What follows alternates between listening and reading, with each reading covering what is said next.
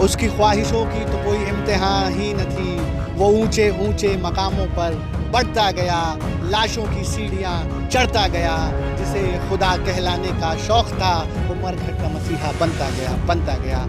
और आज आपने से पूछना चाहता हूँ, क्या ईडी को सांप सूंघ गई है? क्या इस देश की सीबीआई को सांप सूंघ गई है? क्या ईडी को सांप सूंघ गई है? जिस व्यक्ति ने इस देश को जो है, इस देश के लाखों करोड़ रुपया डुबा दिया और उसके झूठ का खुलासा हिंडनबर्ग में होता है और वो व्यक्ति ताश के पत्तों की तरह ढेर हो जाता है, उस व्यक्ति की जांच क्यों नहीं कहते हैं? और आज तो हम खुलेआम कहते हैं कि मोदी अडानी भाई भाई देश बेचकर खाई मलाई।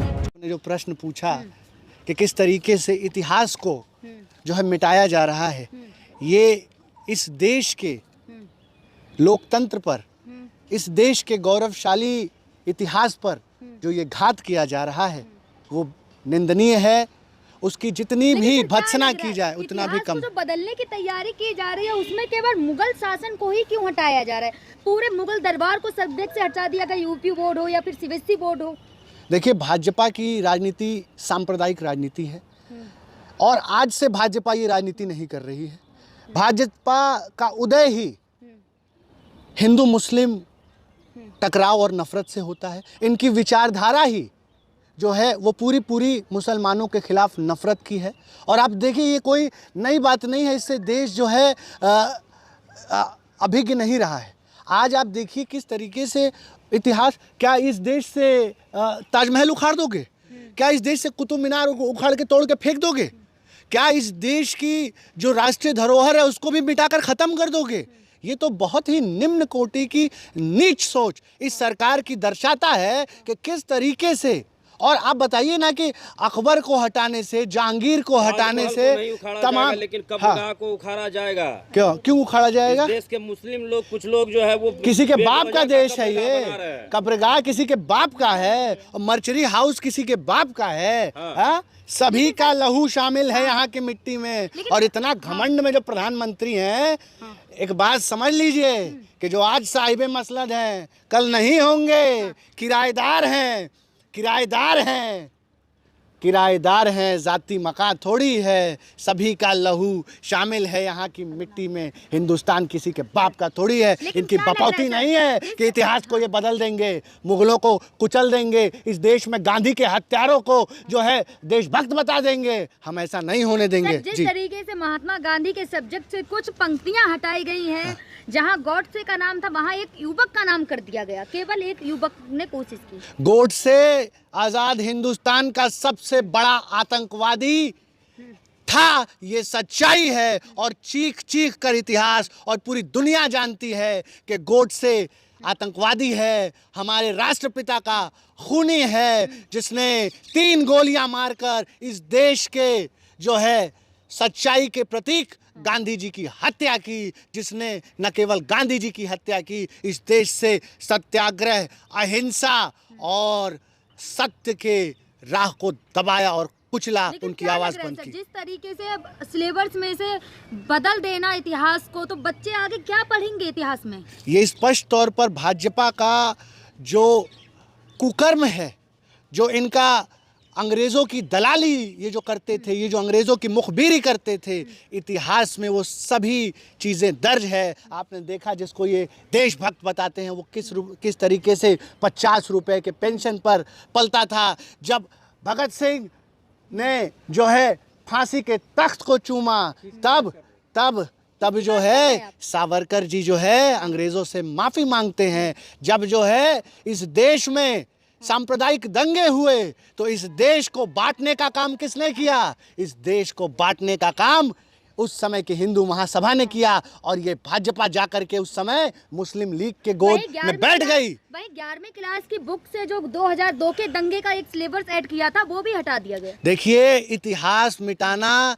तो बहाना है, असली मकसद गोडसे को देशभक्त बताना है। इस हत्यारे गोडसे को ये देशभक्त बनाना चाहते हैं ये संघी। अरे तुम पर हंसी आती है संघियों कि तुमको लगता है कि इस गूगल के ज़माने में जहां एक क्लिक पर तुम्हारी पूरे कुकर्म की काला चिट्ठा खुल जाएगा, उस गूगल के ज़माने पर मूर्खों तुम इतिहास को मिटा। मूर्ख किसे कह रहे हैं आप मूर्ख मैं इनकी सोच को कह रहा हूँ, इन भाजपा और संघियों की सोच को कह रहा हूँ जो ये सोचते हैं।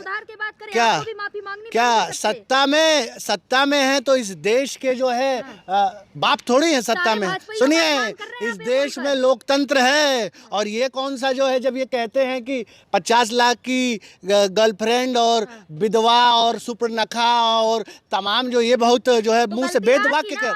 आप सुनिए कोर्ट हम लोकतांत्रिक लोग हैं और लोकतांत्रिक जो है लोकतांत्रिक ढंग से लड़ाई लड़ना जानते हैं और आप देखेंगी कि ये सबके खिलाफ मुकदमे होंगे जो गलत भाषा का प्रयोग करेंगे। नहीं, क्यों नहीं, मोदी जी के खिलाफ क्यों नहीं हो सकता मुकदमा? क्यों नहीं हो सकता है? आप विदेशों में जा करके अगर प्रधानमंत्री झूठ बोलेंगे, विदेश में क्या बोला था कि मुझे शर्म आती है कि मैं भारत में पैदा हुआ, आज उसी भारत के प्रधानमंत्री हैं। तब आपको नहीं लगा कि प्रधानमंत्री जो है क्यों झूठ बोलते हैं? सुनिए, प्रधानमंत्री जी ने जब ये कहा कि 2 करोड़ नौकरी हम युवाओं को देंगे तो झूठ नहीं बोला। प्रधानमंत्री जी ने कब कहा कि तो दिया था उन्होंने, चुनाव में ऐसे जुमले दिए जाते हैं, तो जुमले को ही झूठ कहा जाता है और हम ही तो कह रहे हैं, तो आपको क्यों डर लग रहा है? और नरेंद्र मोदी मतलब भारत नहीं होता है और भारत मतलब नरेंद्र मोदी नहीं होता है। नरेंद्र मोदी भारत के एक नागरिक हैं, इस देश के प्रधानमंत्री हैं और एक पॉलिटिकल पार्टी के सांसद हैं। पहले आपको ये समझना पड़ेगा। सारे भाजपाइयों का अपमान कर रहे हैं। क्या अपमान कर रहे हैं? और वो आपके लिए जो है आपकी जो है व्याख्या गाता गा रहे हैं, आपकी जो है आपके लिए सुंदरकांड पढ़ रहे हैं। आप समझिए, चाटुकारिता मत करिए बहन, इस दौर में नहीं, ये सवाल नहीं है। तो मैं जो है भाजपा का तलवा चाटू तो आपको अच्छा लगेगा?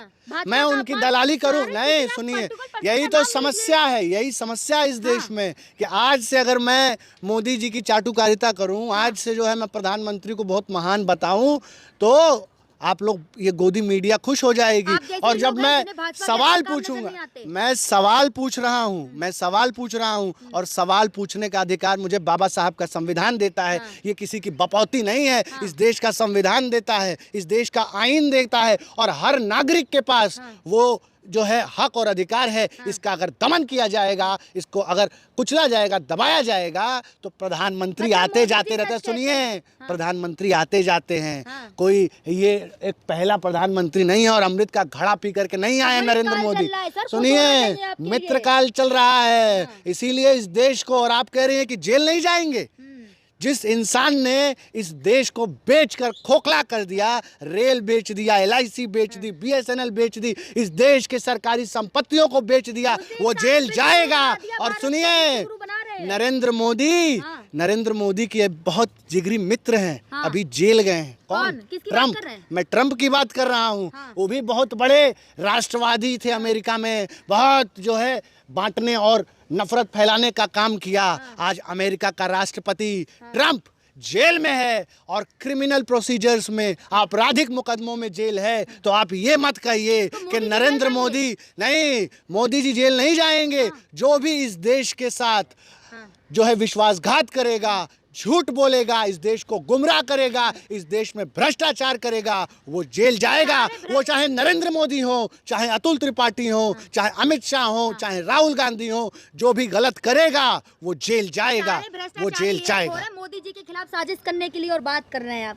मैं तो कह रहा हूँ आपसे बहन, मैं तो आपसे कह रहा हूँ कि इस देश में इतिहास में पहली बार इस देश को सबसे भ्रष्ट प्रधानमंत्री मिला है और खुलेआम बेधड़क बेखौफ इस बात को मैं कह रहा हूं कि इतिहास का सबसे भ्रष्ट प्रधानमंत्री अगर कोई है तो वो नरेंद्र मोदी हैं। और सबूत PM केयर्स का पैसा किसका पैसा है, उसमें किसका काला धन है। और सुनिए, हम मुकदमों से नहीं डरते हैं, हम किसी की तानाशाही से नहीं डरते हैं, क्योंकि हम भगत सिंह के वंशज हैं। हम पूछना चाहते हैं कि इस देश में लाखों करोड़ रुपया जो इस देश के आम टैक्स पेयर का पैसा है, LIC का पैसा, SBI का पैसा, PF का पैसा, अडानी जैसे भ्रष्ट आदमी को क्यों दे रहे हो? जिस अडानी ने लाखों करोड़ रुपए का घोटाला किया, उस अडानी की जांच इस देश की एजेंसियां क्यों नहीं कर रही हैं? आज मैं इस देश की एजेंसियों से पूछना अरे चाहता वही हूं, अडानी तो क्या हजारों लाखों ईडी को लोग को सांप रोजगार भी सूंघ देते गई हैं। है? क्या इस देश की सीबीआई को सांप सूंघ गई है? क्या ईडी को सांप सूंघ गई है? जिस व्यक्ति ने इस देश को जो है, इस देश के लाखों करोड़ रुपया डुबा दिया और उसके झूठ का खुलासा हिंडनबर्ग में होता है और वो व्यक्ति ताश के पत्तों की तरह ढेर हो जाता है, उस व्यक्ति की जांच क्यों नहीं कहते हैं? और आज तो हम खुलेआम कहते हैं कि मोदी अडानी भाई भाई देश बेचकर खाई मत।